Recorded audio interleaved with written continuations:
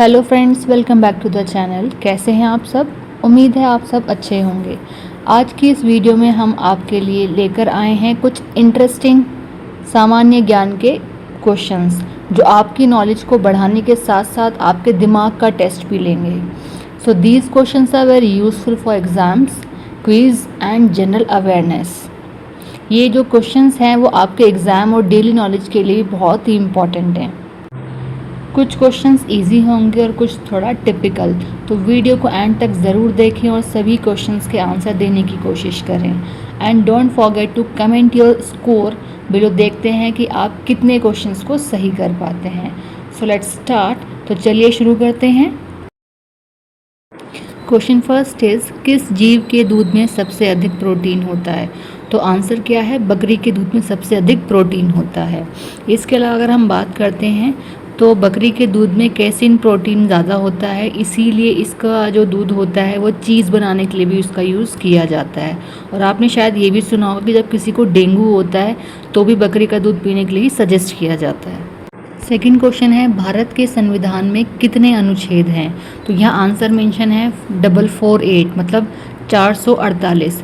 But इसका correct answer की अगर हम बात करें तो शुरुआती के टाइम पे अगर हम बात करें संविधान की तो 1950s में 395 अनुच्छेद थे। जब इसमें कुछ संशोधन हुआ, कुछ अमेंडमेंट हुआ, तो अगर हम बात करें आज के टाइम की तो कुछ अमेंडमेंट के बाद कुछ हमारे जो अनुच्छेद हैं वो इसमें ऐड ऑन हुए हैं और अब रिसेंटली 470 अनुच्छेद हमारे संविधान में हैं। यहाँ पे 448 लिखा हुआ है तो आप इसको करेक्ट कर लीजिएगा, 470 अनुच्छेद करेंटली हैं। नाउ द क्वेश्चन थर्ड, सबसे अधिक ऑक्सीजन किस पेड़ से मिलती है? तो सबसे ज़्यादा जो ऑक्सीजन होती है वो पीपल के पेड़ से मिलती है, क्योंकि जो पीपल का पेड़ होता है वो दिन और रात दोनों टाइमिंग में ऑक्सीजन छोड़ने की क्षमता रखता है। इसके अलावा जो इसकी पत्तियां होती हैं वो ज़्यादा मात्रा में गैसों का आदान प्रदान भी करती हैं और ये वातावरण को जो है वो बहुत शुद्ध रखने का काम करता है। कौन सा? पीपल के पेड़ की बात की जा रही है। तो इसीलिए पीपल का पेड़ जो होता है सबसे अधिक मात्रा में इस ऑक्सीजन पीपल के पेड़ में होती है। क्वेश्चन फोर्थ इज, भारतीय संविधान की मूल प्रति किस भाषा में लिखी गई थी? तो हिंदी और अंग्रेजी दोनों ही भाषा में लिखी गई थी। भारत जो है वो एक बहुभाषी देश है, इसलिए दोनों भाषाओं का उपयोग इसमें किया गया। अंग्रेजी उस समय में प्रशासन और कानून की प्रमुख भाषा थी, और अगर बात करें हिंदी की तो हिंदी को राष्ट्रभाषा के रूप में महत्व देने के लिए शामिल किया गया था। तो दोनों भाषाओं में लिखने से सभी लोगों को समझना आसान हो गया, इसीलिए संविधान की जो मूल प्रति है वो हिंदी और अंग्रेजी दोनों भाषाओं में तैयार की गई। क्वेश्चन फिफ्थ, भारत में उच्च न्यायालयों की संख्या कितनी है? तो 25 उच्च न्यायालय हैं। तो हर राज्य या एक से अधिक अगर राज्य की बात करें या फिर केंद्र शासित प्रदेश की बात करें तो हाई कोर्ट बनाए गए हैं उसके लिए। तो कुछ हाई कोर्ट एक से अधिक राज्य को भी सेवा देते हैं। तो न्याय जो व्यवस्था बनाई गई है सुचारू रूप से चलाने के लिए इनकी स्थापना की गई थी, इसीलिए भारत में कुल 25 उच्च न्यायालय हैं। अब क्वेश्चन सिक्स्थ है, कौन सी चीज़ बिना पैर के हमेशा चलती रहती है? तो आंसर है घड़ी। घड़ी क्यों? क्योंकि समय कभी भी रुकता नहीं है, हमेशा चलता रहता है, ये लगातार आगे बढ़ता रहता है, इसीलिए समय को कहा जाता है कि वह बिना पैर के भी चलता रहता है। क्वेश्चन सेवेंथ, दुनिया का सबसे बड़ा लोकतांत्रिक देश कौन सा है? तो वो है भारत, क्योंकि दुनिया की सबसे बड़ी जनसंख्या वाले लोकतंत्रों में से ये एक कहा जाता है। यहाँ जनता अपने प्रतिनिधियों को चुनाव के माध्यम से चुनती है, और जो यहाँ पे चुनाव होते हैं वो नियमित रूप से होते हैं और स्वतंत्र चुनाव होते हैं, इसीलिए भारत को दुनिया का सबसे बड़ा लोकतांत्रिक देश भी कहा जाता है। क्वेश्चन 8, विश्व बैंक की स्थापना कब हुई थी? तो विश्व बैंक की स्थापना 1944 में हुई थी। वो इसलिए क्योंकि द्वितीय विश्व युद्ध के बाद देशों का पुनर्निर्माण किया जा सके, इसलिए इसकी स्थापना की गई थी।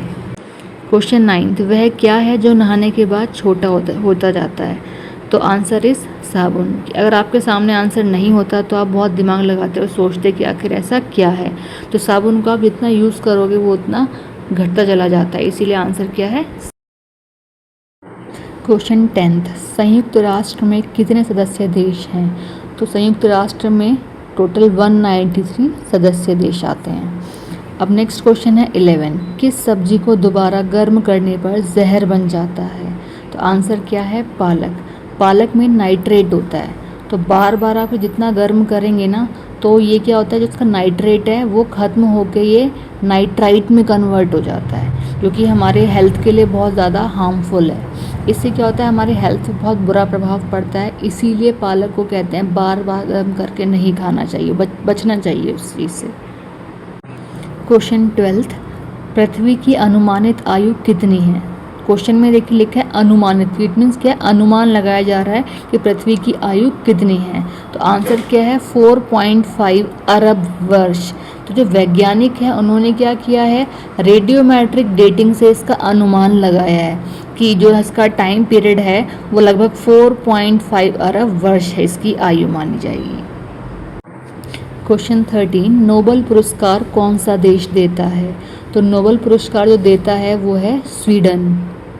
अब क्या है, जो इसकी स्थापना है, फिर जो स्टार्टिंग कहेंगे तो इसकी स्टार्टिंग अल्फ्रेड नोबेल नाम के पर्सन ने की थी कि स्वीडन में नोबेल पुरस्कार दिया जाए।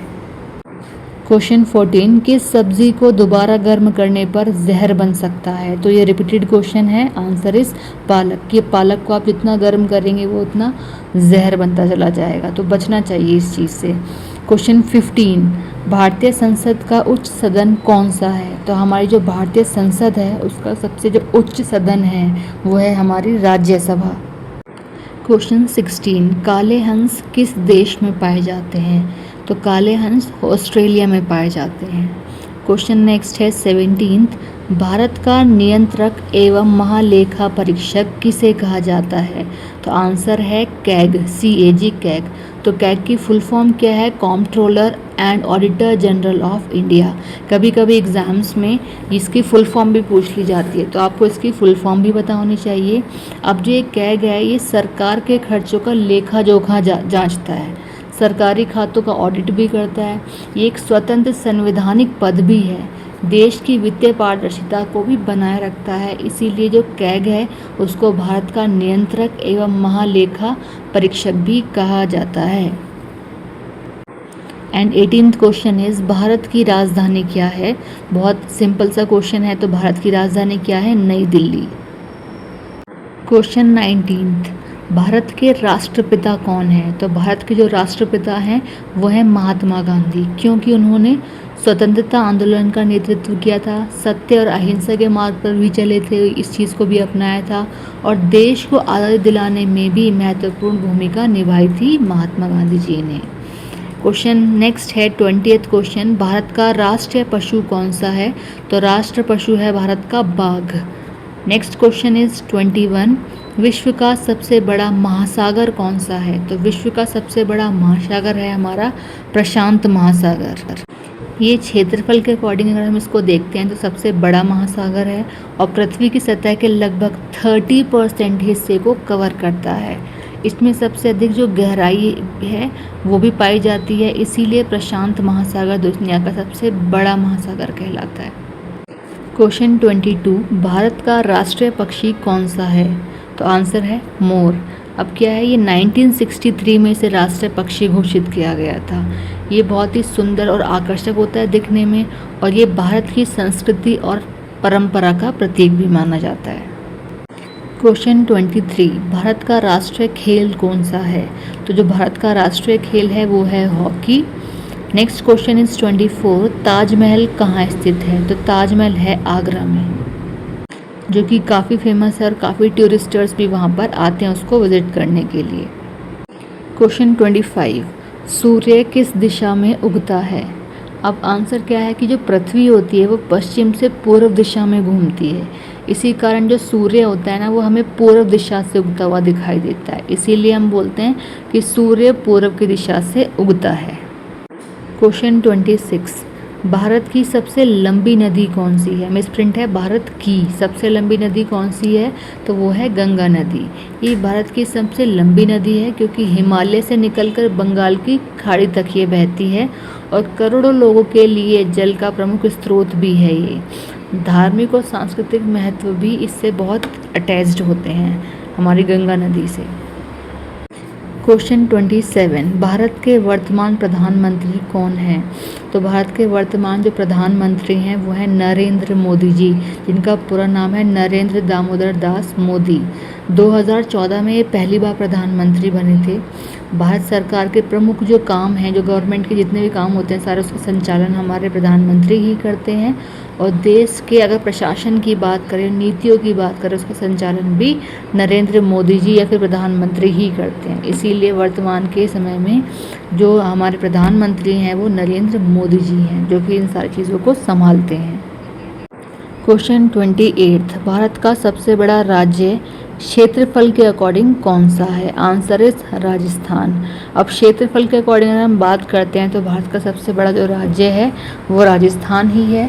इसमें थार मरुस्थल का सबसे बड़ा भाग शामिल होता है और कई बड़े शहर और ऐतिहासिक स्थान यहाँ स्थित हैं, इसीलिए राजस्थान भारत का सबसे बड़ा राज्य है।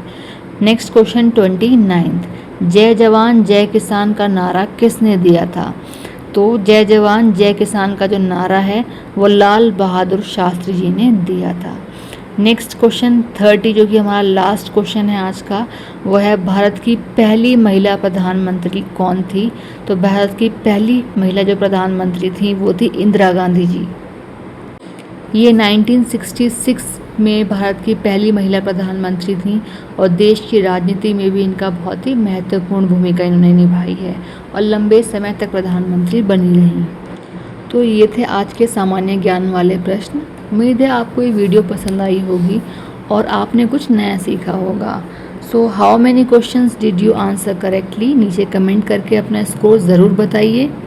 If you enjoy this video don't forget to like, share and subscribe.